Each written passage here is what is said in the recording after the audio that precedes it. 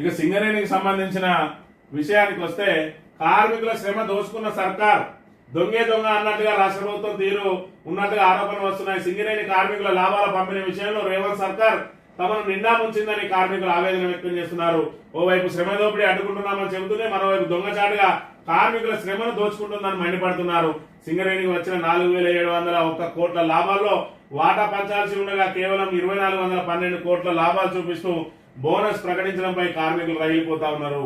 కార్మికులకు వాస్తవంగా 4,701 కోట్లు ఏదైతే ఉన్నదో అందులో నుంచి 33% అంటే 1,501 కోట్ల రూపాయలు పంచాల్సి ఉంటే 796 కోట్లు మాత్రమే పంచి వాళ్ళ కార్మికులకు పంచాల్సిన 755 కోట్ల రూపాయలను మన సర్కార్ పక్కన పెట్టింది.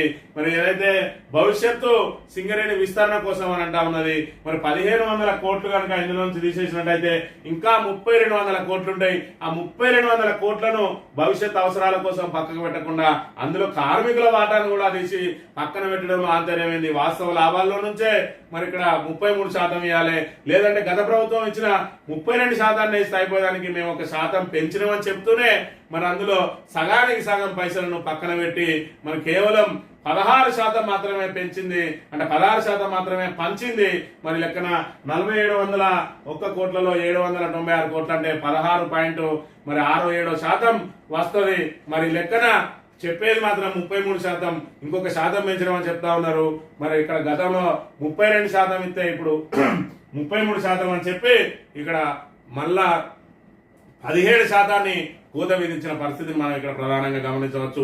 సింగరేణి విస్తరణకు, సింగరేణి పెట్టుబడికి కార్మికులకు చెందాల్సిన పైసలను ఎందుకు పక్కకు పెట్టాల్సి వచ్చింది అని అంటే, గతము ఏదైతే 32% పంచినప్పుడు ఒక్కో కార్మికునికి 1,70,000 వస్తే ఇప్పుడు 16% పంచినా కూడా మరి అనూహ్యంగా లాభాలు వచ్చినాయి. గత సంవత్సరం అమ్మకాలు పెద్ద ఎత్తున జరిగినాయి, మరి లాభాలతోటే అమ్మకాలు జరిగినాయి, దాంతో లాభాలు అనూహ్యంగా పెరిగినాయి.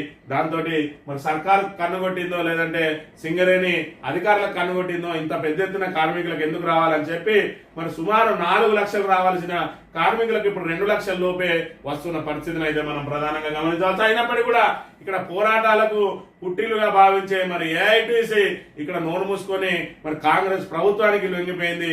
ఇప్పటి వరకు లాభాల వాటా విషయంలో మరి ప్రభుత్వానికి వ్యతిరేకంగా పోరాటం చేయకపోగా ఏదైతే ప్రభుత్వ మరి నిర్ణయాన్ని స్వాగతిస్తూ వాళ్ళకు మద్దతు పలుకుతూ మరి ఇక్కడ గేట్ మీటింగ్లు పెట్టి మరి ప్రభుత్వానికి కృతజ్ఞతలు చెప్తున్న పరిస్థితిని బట్టి మరి ఇక్కడ కార్మికుల సమస్యల పరిష్కారం కోసం ఎర్రజెండా సంఘాలే మరి ముందుంటాయని ఏదైతే కార్మికులు భావించి ఏఐటీసీని గుర్తింపు సంఘంగా గెలిపించిందో ఈ రోజు ఆ ఏఐటీసీ ప్రజలను నిండా ముంచింది, కార్మికులను నిండా ముంచింది అనే విషయాన్ని మనం ఇక్కడ గమనించవచ్చు.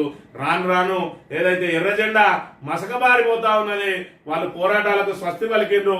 మరి వాళ్లకు కార్మికుల సమస్యల పరిష్కారం కంటే తమ స్వప్రయోజనాలే ముఖ్యమన్నట్టుగా కూడా వాళ్ళు ఏదైతే నడుచుకుంటున్న పరిస్థితిని మనం గమనించవచ్చు. సింగరేణికి రికార్డు స్థాయిలో ఆదాయం 4,700 కోట్ల లాభం అధికారికంగా ప్రకటించిన డిప్యూటీ సీఎం 2,289 కోట్లను పక్కకు పెట్టిన సర్కార్ 2,412 కోట్లు లాభాలు పంచిన ప్రభుత్వం 1,550 కోట్లు 51 కోట్లు ఇవ్వాల్సి ఉండగా కేవలం 796 కోట్లే పంపిణీ అని చెప్పి మరి పెద్ద ఎత్తున కార్మికులకు ఇక్కడ ద్రోహం చేస్తా ఉన్నది. అయినా కూడా మరి ఇక్కడ గుర్తింపు సంఘం మాత్రం వాళ్ళకు కాంగ్రెస్ కు వత్తాసు పలుకుతున్న పరిస్థితిని మనం ఇక్కడ చూడవచ్చు.